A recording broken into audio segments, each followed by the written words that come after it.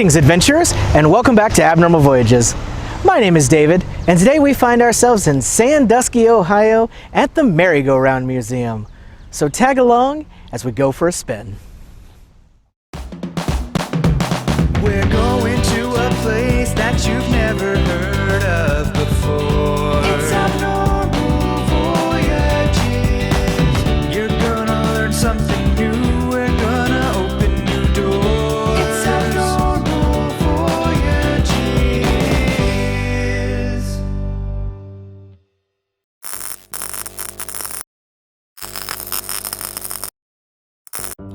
You step up to the ticket booth and buy yourself a pass to a world of carousel goodness.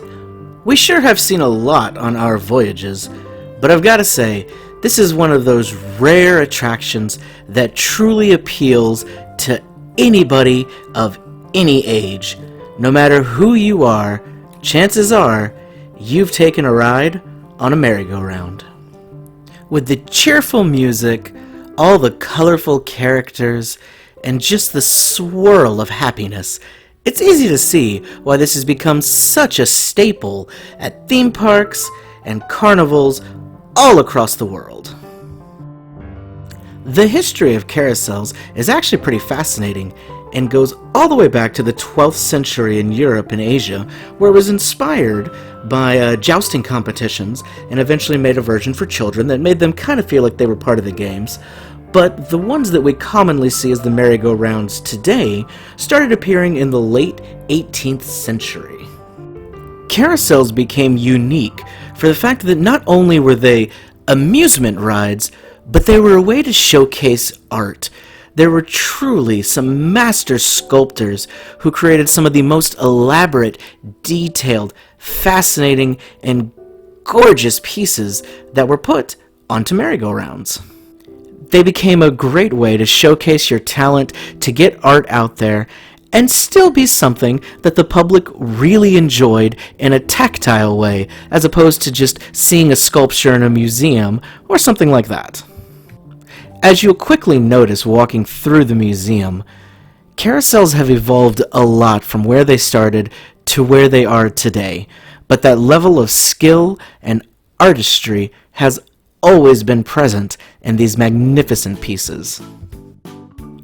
Carousel horses actually have 3 basic stances. They can have all 4 legs on the ground and are called standing figures. They can have 2 back legs on the ground and 2 up in the air. Those are called prancers.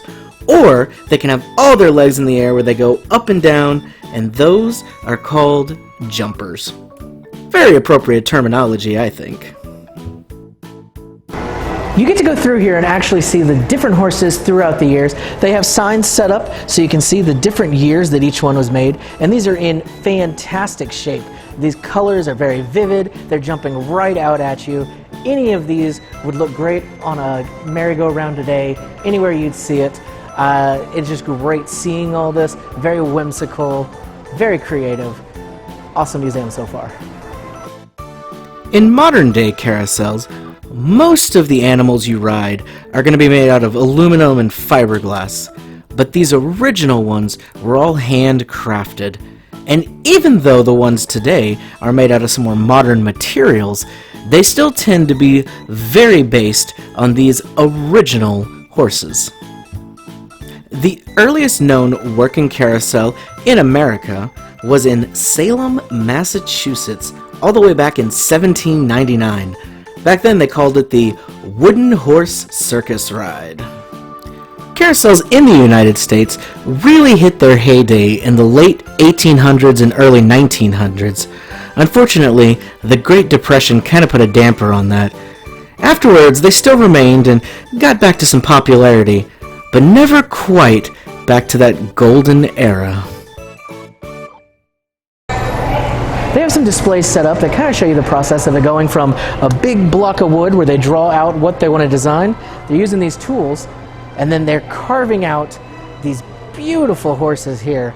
And as a matter of fact, they have a live carver on site right now. Let's go see what he's working on. This is where you would find one of the coolest souvenirs you could pick up. These were little toys that were handcrafted that very day by the master carver on site. You could pick any animal you wanted and take them home. But he also had some bigger pieces that were currently in progress. This back here was going to be Rudolph the Red-Nosed Reindeer on a new holiday carousel he was working on. This is an ear that he actually finished that morning and was bringing out to attach.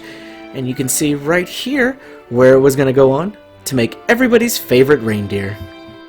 And this was one of his pride and joy pieces. All of this was handcrafted here at the museum, painted, put together, the mechanics all fixed up. It was a gorgeous miniature carousel that it was just stunning to see it. It was really, really cool. Honestly, it's amazing the talent and workmanship that can come out of just somebody's hands. As a matter of fact, though, carousels have been an inspiration for art for a very, very long time. I really enjoyed this piece with a bunch of stained glass. You see all the different animals and colors in there. I could just imagine how gorgeous this must look if the sunlight was hitting it just right and coming through. We also had a piece that was made more out of paper. You could glance in there and see all the little characters going around. A little bit about the piece there. But it wasn't always just models and dioramas. Sometimes it was used for inspiration for things like paintings. This one in particular was a very interesting view of a carousel as it went around. And though horses are the classic merry-go-round animal, lots of merry-go-rounds have very exotic and interesting animals from all over the world. Here's a little sampling of those. As classic and iconic as horses are for a carousel, my personal favorites have always been the other animals and getting a chance to see the variety of different species that they can put on a merry-go-round. There's really no limit to what animals have been put onto carousels. It's kind of its own zoo. We've got camels, there's some roosters there. This lion was very old, and then next to him was a more current lion. You can tell by the paint that they definitely came from different time periods. There was an ostrich, a zebra, very similar to a horse. Then we had some giraffes. I think it'd be really cool to ride on a giraffe and have that big neck to hold on to as you're going around. Another zebra here. Then we had this beautiful elephant, kind of done in an Indian style, next to this Bengal tiger that I fell in love with. There was also a nice big hump on this camel, so that you could have a very secure seat as you enjoyed your ride. There were some seahorses here, kind of a mythical interpretation of them. And then this one was very, very odd. It was kind of a centaur British man. I don't know what was going on there, but it was amusing. And then we had this gorgeous reindeer. This was actually part of the decorations that were put up in the White House back in 2014. And now it's found a permanent home at the Merry-Go-Round Museum. A really cool part of this museum, they have this horse set up where everybody that visits is able to sign on it and just add a little bit of art to this great piece.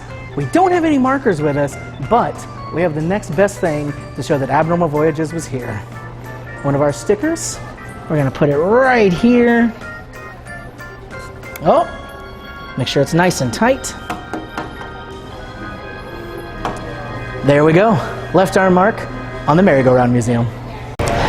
This beautiful piece behind me is one of the original organs that does that classic, famous merry-go-round music. This is a Wurlitzer band organ and is in incredible shape. Unfortunately, it wasn't playing the day that we visited, but just getting to see it was certainly a treat. These are pretty rare, and there's not that many left.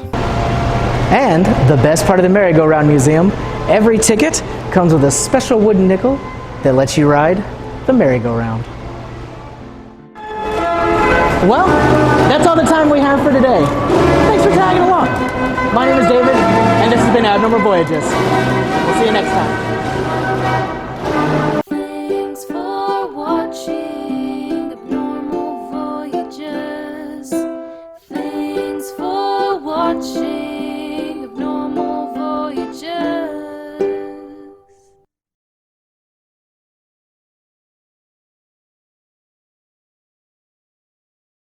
And if you just can't help but bring home a little bit of that merry-go-round magic yourself, you can buy a hand-carved horse for the low, low price of $2,500.